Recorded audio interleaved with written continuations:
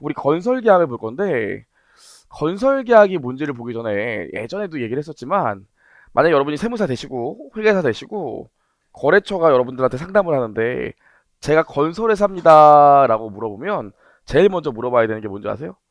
오, 돈 많이 버시겠네요. 이러지 말고 제일 먼저 물어봐야 되는 게 뭡니까? 제일 먼저 물어봐야 되는 건 시행사세요, 시공사세요 이걸 물어봐야 된다고요. 이 포지션이 중요해요. 자, 예전에 했던 얘기 또 해볼게요. 아우, 이게 뒷목이 땡기지. 자, 예전에 했던 얘기 또 해보면, 여러분, 이 프로젝트 파이낸시, 이게 뭔가 대단해 보이지만, 뭐, 아무것도 아니에요, 아무것도. 일단 여기 땅이 있다고요, 땅. 저번에도 얘기했지만, 우리나라에서 요즘 가장 핫한 동네가 어디요? 강남이요, 이러지 마시고, 이 부동산 투자하는 사람들에서는 제주도는 이제 좀 끝났고, 강원도가 요즘 핫하다고요. 속초, 강릉 이쪽에 호텔이 진짜 많이 생겨요. 저도 한 1년 전에 갔다 왔는데 좋더라고요. 진짜 옛날이랑 달라요. 그래서 요즘에는 이 강원도 쪽에 호텔을 많이 지려고 해요. 우리 여기 밖에 나가면 뭐 호텔 분양한다고 하는 것도 강원도거든요. 그럼 보통 땅이 이렇게 있으면 건설회사가 있다고요. 건설사. 그럼 건설사가 땅 주인을 찾아가. 와, 이 땅 너무 좋네요. 저한테 파세요. 제가 여기 호텔 지게요. 파세요. 그런다고요. 그럼 땅 주인이 뭐라 그래? 얼마 줄 건데 그런다고요. 그럼 제가 100억 드릴게요. 파시죠. 이런다고요. 100억. 그럼 땅 주인이 뭐라 그러게요? 콜 한다고요. 그럼 뭐해? 계약서를 쓸 건데 아무것도 없이 계약서를 쓸 수 없기 때문에 100억 중에 일단 계약금으로 10억 정도 쓴다고요. 10억 정도. 자, 그럼 지금 10억 드릴 테니까 우리 계약서 쓰는 겁니다. 그럼 제가 이 계약서 가지고 은행 가서 대출 받아서 교재 306페이지고요. 은행에서 대출 받아가지고 나머지 잔금 90억 드릴 테니까 일단 계약서를 쓰자 그런다고요. 그러면은 계약서를 써줘요. 계약금 10억 받고 계약서 써준다고. 그럼 나는 뭐야? 계약서를 받았잖아요. 계약서를 받고 나서 요 건설사가 은행에 간다고요. 금융기관에. 저기 저 땅 살다고 계약서 썼으니까 저 대출해주세요. 그러면 은행이 나머지 잔금 90억을 대출해줘요. 어렵지 않죠. 대출해준다고요. 그럼 이제 요거 받아갖고 얘한테 넘기면 돼. 그럼 끝나요. 그리고 어떻게 합니까? 그냥 들으시면 돼요. 그리고 어떻게 해? 나는 이거 컨트롤하느냐가 바쁘기 때문에 건물까지 질 겨를이 없어요. 그리고 마음도 없고. 그래서 건설사를 하나 더 초빙한다고요. 야, 나 땅 샀거든? 여기에 호텔 지려고 그러니까 네가 좀 줘. 내가 이거까지 질 수는 없잖아. 그런다고요. 그럼 건설사가 호텔을 져줘요. 알았어 하면서 얘가 야 내가 대가를 지급할게. 대가를 지급하니까 네가 내 호텔을 져줘. 건설 용역을 제공한다고요. 어렵지 않죠. 그리고 나서 어떻게 해?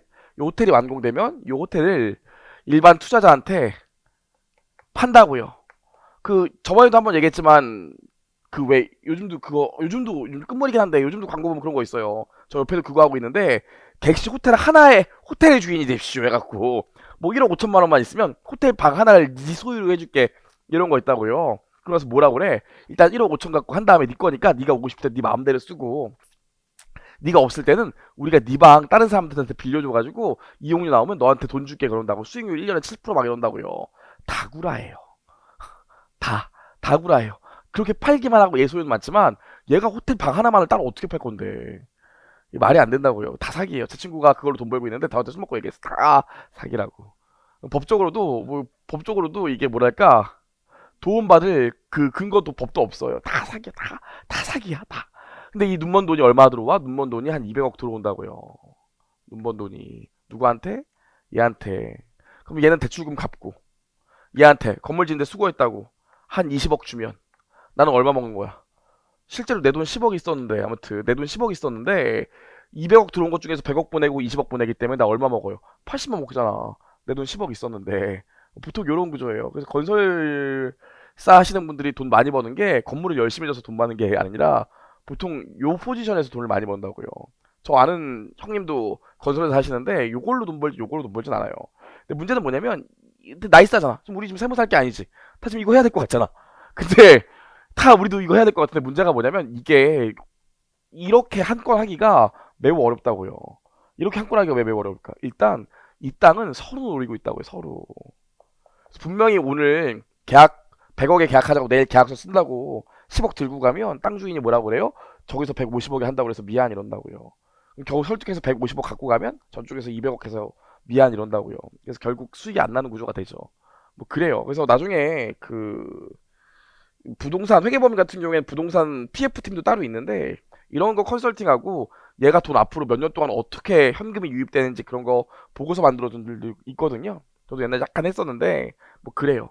제가 얘기하고 싶은 건 PF의 구조를 얘기하고 싶은 게 아니라 요 포지션에 있는 회사를 뭐라고 그래요. 이 포지션에 있는 회사는 꼭 건설사일 필요도 없어. 그냥 금융사면 된다고요. 금융사. 금융사가 직접 할 수도 있잖아. 요 포지션에 있는 애들을 시행사라고 해요. 그럼 요 포지션에 있는 애들을 뭐라고 그래? 실제로 공사를 해주는 애들이기 때문에 시공사라고 합니다. 그럼 여러분 아셔야 될 게 시행사랑 시공사가 있으면 우린 지금 어떤 거 배우려고 배우는 거예요? 여러분 이미 마음은 80억을 남긴 시행사에 가고 있겠지만 지금 저희가 얘기하고 싶은 건 EI 회계 처리예요. 그래서 우리 뭐 볼 거야? 지금부터 요거 볼 거예요. 요거. 요게야. 프로젝트 파이낸싱을 본다는 게 아니라 요계약만 볼 거라고요. 요게야. 얘 입장에서. 아시겠죠? 그래서 얘가 시행사고 얘가 시공사예요. 어렵지 않고요. 그럼 일반적으로 여러분 지금 화면에 나와 있지만 분양공사가 있어요. 시행사와 시공사가 같은 경우가 있다고. 이거 뭐야? GS 자이에서 땅 사서 아파트 만든 다음에 자기들이 직접 만든 다음에 아파트를 일반 대중들한테 판다고요. 그럼 이 경우 어때? 시행사랑 시공사가 똑같죠. 땅 주인이랑 돈 내는 사람이랑 건물 지어주는 사람이랑 다 똑같다고요. 시행사랑 시공사가 다 똑같은 경우에는 뭘로 봐? 재화의 판매로 봐요. 재화의 판매이기 때문에 뭐예요? 사실 인도기준이란 말 쓰면 안 되지 이제. 못 써야 돼요. 한 시점에 수익을 인식해야겠죠. 제가 저번에도 얘기했지만 예전에는 이 경우에도 IFRS에서는 인도 기준으로 봐야 된다고 했음에도 불구하고 실무에서 그냥 진행 기준을 썼었다고요. 하지만 이제 이런 선분양공사 같은 경우엔 무조건 인도 기준 한 시점에 수익을 인식해야 된다고요. 아무튼 우리가 지금 그 얘기를 하겠다는 게 아니라 그래서 일반적으로 분양공사는 시행사와 시공사가 같기 때문에 재화의 판매로 본다고요. 하지만 지금부터 우리가 배울 건 뭐냐면 시행사와 시공사가 다른 경우라고요. 나는 건물만 줘주고 건물은 얘 소유라고요. 얘가 돈 다 내고. 그래서 시행사와 시공사가 다른 경우 이런 경우는 뭘로 봐? 용역의 제공으로 봅니다. 누가? 시공사가. 나는 진짜 건물만 지어주는 일을 하기 때문에 용역의 제공으로 봐서 얘는 한 시점에 수익을 인식하는 게 아니라 기간에 걸쳐서 수익을 인식해야 된다고요. 우리가 지금부터 뭘 볼 거야? 도급공사 볼 거예요. 분양공사 보는 게 아니에요. 도급공사 볼 겁니다. 좋아요. 여기까지 그냥 개념을 갖고 가시면 되고요. 좋아요. 여기까지 얘기를 했는데 그럼 또 밑에 보시면 뭐라고 나와 있습니까? 밑에 보시면 정액계약이랑 원가 보상계약이 있는데 정액계약이 뭐겠어요 여러분? 정액계약 거기 나와 있는 것처럼 계약 금액을 아예 정해놓고 건물을 짓는다고요. 야 우리 고속도로 만들려고 그러는데 너 고속도로 만드는데 얼마면 되겠니? 저희 한 200억이면 만들어 줄 것 같아요. 그래 너 200억 줄게 만들어. 이게 정액계약이에요. 거기 나와 있는 원가 보상 계약은 뭐예요? 네가 얼마를 쓰든 네가 쓴 돈의 이윤 20%를 가산해서 대가를 주겠다는 게 원가 보상 계약이에요. 거의 판타지죠. 원가 보상 계약은 실무에서 일어날 수가 없어요. 아니 그럼 대박인데? 그럼 나도 만약에 학원에서 내가 이거 강의 만약 140강 찍는데 찍는 거만큼 강에다가 1시간에 한 50만 원씩 준대. 그럼 제가 어떻게 하겠습니까? 끝없이 찍겠죠. 끝없이 네버 엔딩.